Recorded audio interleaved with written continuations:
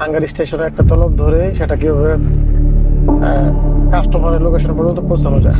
প্রথমত তলবটা ঢোকার পরে সেই তলবটা অ্যাকসেপ্ট করতে হবে। তারপরে টাইম মতো খাবারটা নিয়ে ড্রপ আপ করে যেতে কাস্টমার লোকেশনে টাইমের 1 মিনিট আগে যাওয়াটাই ভালো। কাস্টমার ফোন না ধরে ওই হাঙ্গারে মেসেজ করে অপশন আছে, ওই জায়গায় গিয়ে মেসেজ করবে, আমি কাস্টমার ফোন দেবো, এখানে যাবো। সালাম আলাইকুম। সালাম আলাইকুম। আমি মতো ভাঙ্গার মজিদ বাড়া নান্দুল বাপ। প্রিয় দর্শক, আসসালামু আলাইকুম। আমাদের সাথে আছে আমাদের প্রিয় রাসেল। হাঙ্গারি স্টেশনে একটা তলব ধরে সেটা কিভাবে কাস্টমারের লোকেশন পর্যন্ত পৌঁছানো যায় সেটা সব বিস্তারিত আমাদেরকে দেখাবে। তো প্রথমত তলবটা ঢোকার পরে সেই তলবটা অ্যাকসেপ্ট করতে হবে। আর হাঙ্গারের যে নিয়ম সেই নিয়ম অনুযায়ী আমরা হাঙ্গারের তলবগুলো প্রত্যেকটা তলবই আমরা অটো অ্যাকসেপ্ট দিয়ে রাখি, অর্থাৎ তলব আসার সাথে সাথেই সেটা অটোমেটিকলি অ্যাকসেপ্ট হয়ে যায়। আমরা যাচ্ছি সেই লোকেশনের উদ্দেশ্যে। তো প্রথমত আমরা যাব মাতামে লোকেশনের উদ্দেশ্যে। রাসেল, মাতামে লোকেশন লাগাই দোষ একটু। আমরা এখন মাতামে লোকেশনের উদ্দেশ্যে।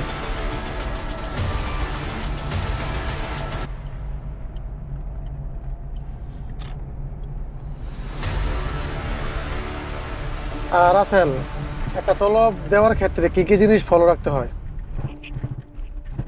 মূলত যে জিনিসটা ফলো করতে হয়, টাইমটা মেনটেন করতে হয়। ক্লাবটা আসার পরে টাইম মতো দেখতে হয় মাথামে, তারপরে টাইম মতো খাবারটা নিয়ে ড্রপ আপ করে যেতে কাস্টমার লোকেশনে টাইমের 1 মিনিট আগে যাওয়াটাই ভালো। 1 মিনিট আগে টাইমের ভিতরে যেতে হবে। আগে তো হাঙ্গারে যে নিয়ম ছিল যে একটু দেরি করে গেলে কিছু হতো না। আমরা মূলত হাঙ্গারে কাজ করি এই সুবিধার কারণে। নতুন নিয়ম আপডেট অনুযায়ী হাঙ্গারে এখন গীতার সিস্টেমে এগিয়ে যাচ্ছে, গীতার মতো। দেরি করলে বেতন পাওয়া যাইব না, নাকি? এখন হাঙ্গা জিনিসটা নতুন করছে আগের থেকে। আগে তো না কাজ করা তো দ্রুত গতিতে কাজ করতে হয়, না কাজ করলো দ্রুত গতিতে, আগের মতো নিয়ম নাই। আগে যেমন তলব আইলে আমরা খাওয়া দাওয়া করে লই গেলে সমস্যা ছিল না, কিন্তু এখন ওই জিনিসটা নাই। এখন কাজের ভিতর সবসময় নজর দিতে হয়, কেন দ্রুত করে দেবো আর কি। আচ্ছা, দ্বিতীয় কথা হলো যে আরবি, আমরা যেহেতু আসলে আরবি না, অনারবি মানুষ, তো আমাদের ক্ষেত্রে কি কি ভাষা বা কি কি জিনিস লক্ষ্য রাখতে হবে একটা অর্ডার পৌঁছানোর ক্ষেত্রে? কাস্টমারের সাথে কিভাবে কথোপকথন করব? আর যদি লোকেশন চিনতে ভুল করি সেক্ষেত্রে, তুমি যেহেতু এই আরবে আছো অনেকদিন হলো, ভাষা সম্পর্কে তোমার খুব ভালো অভিজ্ঞতা আছে, একটু বলো। মূলত যে ভাষার যে বিষয়টা, আপনার ডেলিভারি কাজ করতে গেলে আপনার মিনিমাম 5টা ভাষা জানতে হবে লাজিম। যেমন কাস্টমার আপনাকে যে ফোন দেয় যে তুমি কোথায়, বাংলা বলবে তুমি কোথায়, আরবিতে বলতে হবে যে আনা মজিদ তরিক, মানে আমি ওখানে রাস্তায় আছি, আমি এখন আসতে আছি, আনা মজিদ তরিক। কাস্টমার যদি বলে তোমাকে কতক্ষণ লাগবে আসতে, তখন বাংলায় বলি আমরা আধা ঘন্টা লাগবে বা 1 ঘন্টা লাগবে। তখন আরবিতে বলা যাবে নুসা ইন্তজার নাই, জি মানে তুমি আধা ঘন্টা অপেক্ষা করো, আমি আধা ঘন্টার ভিতরে তোমার লোকেশনে আসা পড়তেছি। কারণ আরবিতে বলতে হবে নুসা ইন্তজার নাই, জি এইগুলো। দ্বিতীয়ত নাম্বার, ওই লোকেশনে যাওয়ার পরে কাস্টমারে বলবে যে এটা মজুদ বাপ, মানে বাংলায় যদি বলি যে তুমি কি দরজার সামনে আসো নাকি অর্ডার নিয়ে, আরবিতে ওরা বলে যে এটা মজুদ বাপ ইন্তজার নাই, জি মানে ওরা বলবে যে তুমি একটু অপেক্ষা করো, আমি অর্ডারটা নেওয়ার জন্য আসছি। ওকে ওকে, ধন্যবাদ। কাস্টমারে বাসার পর যদি কাস্টমারে ফোন না ধরে কিংবা তার সাথে যোগাযোগ করা সম্ভব না হয়, সেক্ষেত্রে কি কি করণীয় আছে বলো। সেই ক্ষেত্রে ওই হাঙ্গারে তো আপনার অপশন থাকবে,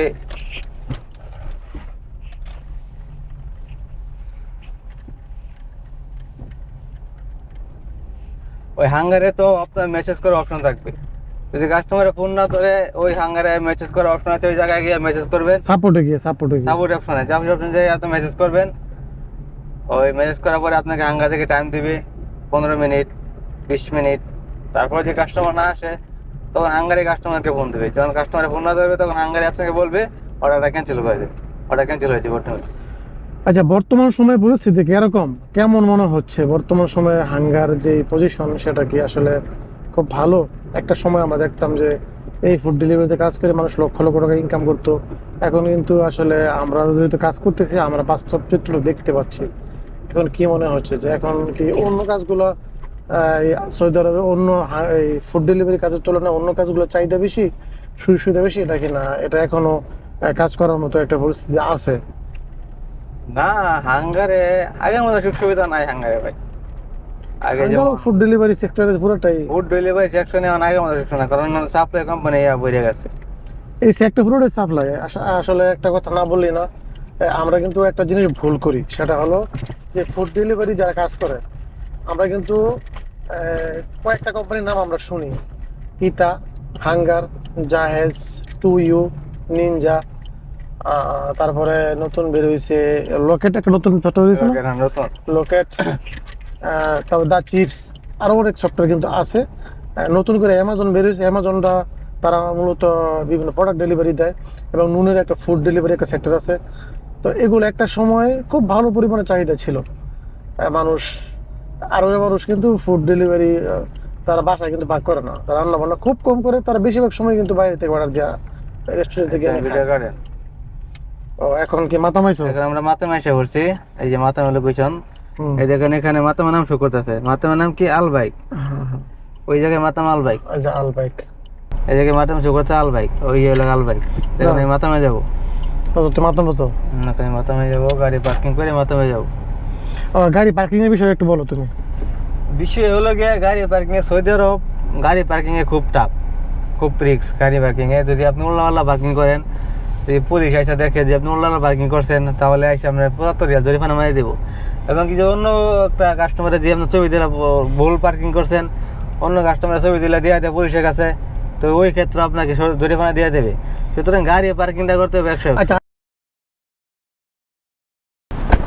মালটা হইতে হবে লাজিম খাবারের ব্যাগে। হ্যাঁ,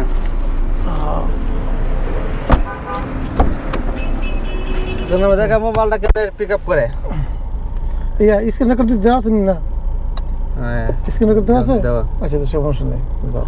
দেখো মালটা পিক আপ করে কেন, মালটা নিয়ে এটা তোমার রেকর্ড হইতাছে আমি তুই পিক আপ খালাস। আল্লাহ কাস্টমার লোকেশন এখন যাবে কিন্তু আমরা ক্যাশ তলব। হ্যাঁ, 99 টাকা, মানে 100 টাকায় ক্যাশ তলব এটা। আর যাবো কাস্টমার লোকেশনে আমরা।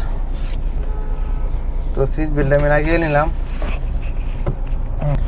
নির্ধারিত সময়ে যদি ডেলিভারিটা দেওয়া যায়, সেক্ষেত্রে সময় বলতে এখানে সময় দেওয়া আছে, এখানে সময় দেওয়া হলো আপনার 14:06, মানে একটা 14:06, 1:06 দিতে হবে অর্ডারটা। এখন বাজে কয়টা? বাজে 2:06 দিতে হবে অর্ডারটা, বাজে 1:57 বাজে। তোমাদের তলব বিক্রি আছে, এটা তোমার শেষ তলব বলো। হ্যাঁ, লাস্ট তলা বেরিয়ে আমার আইডি বন্ধ হয়ে যাইব। আচ্ছা, রাস্তার নিয়ম কানুন সম্পর্কে তুমি দু একটা কথা বলো। নিয়ম কানুন খুব এই দেশের সৌদি আরব নিয়ম কানুন খুবই যেহেতু কঠোর। আমি দেশে খুব বেশি আমি গাড়ি চালাই নাই, আমি বাংলাদেশ থেকে মোটামুটি শিখে আসছিলাম। আমি মূলত ছিলাম বাইক রাইডার। তো এখানে এসে যখন দেখলাম যে বাইকের পজিশন, যে বাইকের যে অবস্থা, সেটা দেখে আমার কাছে মনে হয়েছে যে এখানে বাইক দিয়ে গাড়ি চালানো আসলে অনেক বেশি রিস্কি। তো আমি চিন্তা করলাম যে আমি যেহেতু গাড়ি টুকটাক পারি, তো আমি গাড়ি দিকে যাই। নিজের একটা সেফটির একটা বিষয় আছে, কারণ এখানে যেই ওয়েদার সব সময় 45 থেকে 85 ডিগ্রি তাপমাত্রা থাকেই গরমের সিজনে। আর শীতের দিন বৃষ্টি আসে, বৃষ্টি আসলে বাইকের সমস্যা, গরমের দিন বাইকের সমস্যা, সব কিছু মিলিয়ে আসলে আমার কাছে মনে হয়েছে যে বাইক দিয়ে ফুড ডেলিভারি দেওয়ার থেকে কাজ না করে থাকা অনেক ভালো। তো সেই জন্য আমি বাইকের যে ইয়াটা, সেটা আমি বাদ দিয়ে দিলাম। বাদ দিয়ে আমি যেখানে কারের লাইসেন্স বানাইলাম এবং কার দিয়ে ফুড ডেলিভারি কাজ করতেছি। তো এখন এই দেশের নিয়মকানুনগুলো কিন্তু খুবই কঠিন। একটু আপনাদেরকে দেখাই, ইয়ে করি। এখানের যে নিয়মকানুনগুলো সেটা কিন্তু খুব বেশি কঠিন। আর প্রত্যেকটা মোড়ে মোড়ে কিন্তু ইশারা থাকে এবং বিভিন্ন সিগন্যাল থাকে। সেই সিগন্যালগুলো অবশ্যই দেখে এবং সেই সিগন্যালের মানে বুঝে গাড়ি চালাতে হবে। যদি কেউ সিগন্যাল অমান্য করে, সেক্ষেত্রে কিন্তু বিভিন্ন অ্যামাউন্টের জরিমানা হতে পারে। দেখেন, এখানে কিন্তু 3টা রাস্তা আছে, 3টা রোড আছে, 1, 2, 3। এই রোডের সর্বোচ্চ গতিসীমা হলো 80। ওই রাস্তা যে থাকে, অর্থাৎ রাস্তার হাতের বাম দিকে, এটা হলো হাই স্পিড রোড। এখান দিয়ে আপনার গাড়ি চালাতে হলে অবশ্যই আপনাকে 80 সর্বোচ্চ 80 কিলোমিটার গতিতে গাড়ি চালাতে হবে। যদি আপনার কাছে মনে হয় যে আমি একটু স্লো গাড়ি চালাবো, তাহলে আপনি মাঝখানের লেন অথবা ডান দিকের লেন দিয়ে গাড়ি চালাবেন। আর ডান দিকের যে লেনটা আছে সেটা হলো একদম স্লো রাস্তা। আপনি যদি ওই রাস্তায় 50 টানেন তাহলে আপনার কেউ কিছু বলবে না, ঠিক আছে কাছে তুই। আর মাঝখানের লেনটা সেটা তুলনায় একটু বেশি। আর যদি আপনি বাম দিকে কিংবা ডান দিকে মোড় নেন, সেক্ষেত্রে সেই বিষয়টা অন্যরকম। ডান দিকে মোড় নিলে অবশ্যই আপনাকে ডান দিকে যেতে হবে, আর বাম দিকে মোড় নিলে অবশ্যই আপনাকে বাম দিকে যেতে হবে। এখানে কিন্তু আগে থেকেই ইশারার যে সিগন্যাল সেটা দেখিয়ে দেওয়া হয়েছে। এখানে যে সিগন্যাল সেটা কিন্তু সবুজ বাতি দেওয়া আছে, তার মানে আমরা যেতে পারবো। আর যদি লাল থাকতো কিংবা হলুদ থাকতো তাহলে কিন্তু আমরা যেতে পারতাম না। লাল থাকার মানে হলো যে এখানে অবশ্যই স্টপ দিতে হবে, আর হলুদ থাকার মানে হলো যে এখানে থামার প্রিপারেশন নিতে হবে।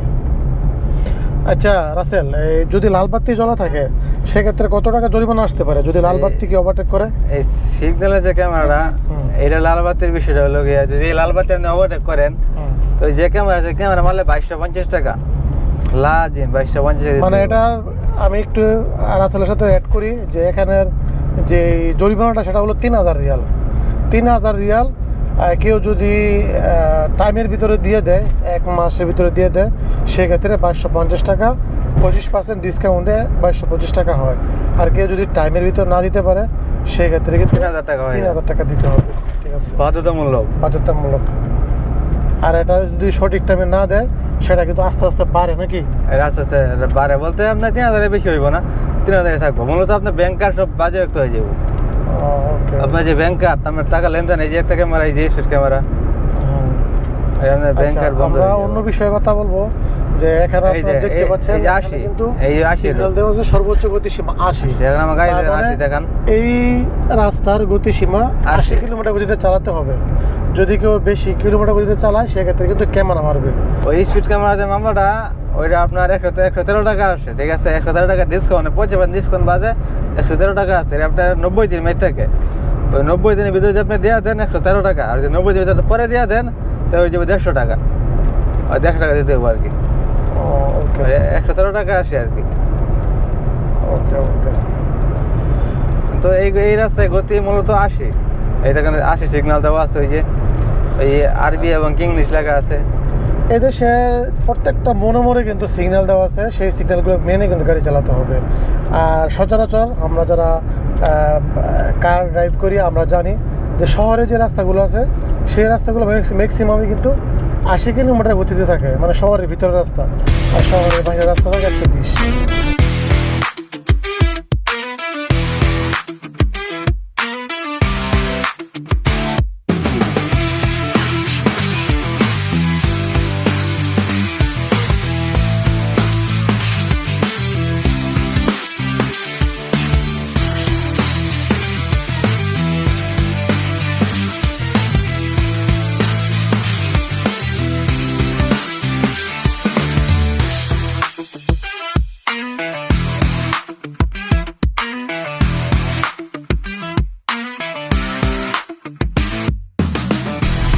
আচ্ছা, আরেকটা বিষয় আছে, আমরা যারা বাংলাদেশে গাড়ি চালাই, বাংলাদেশে কিন্তু স্টিয়ারিং থাকে ডান দিকে, আর এদেশে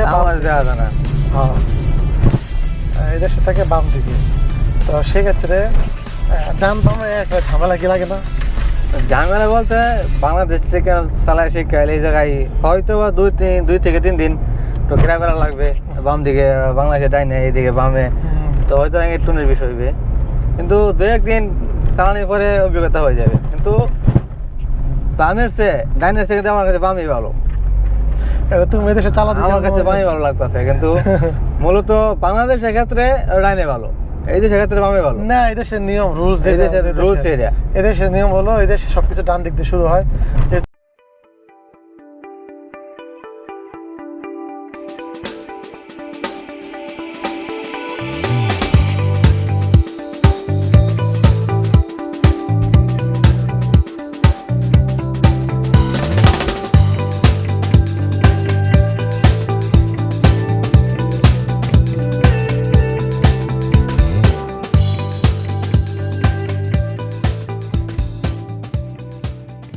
এখন আইসে বললাম কাস্টমার লোকেশন। এই যে আমরা এখন কাস্টমার লোকেশন চলে আসলাম, এটা হলো কাস্টমারের লোকেশন।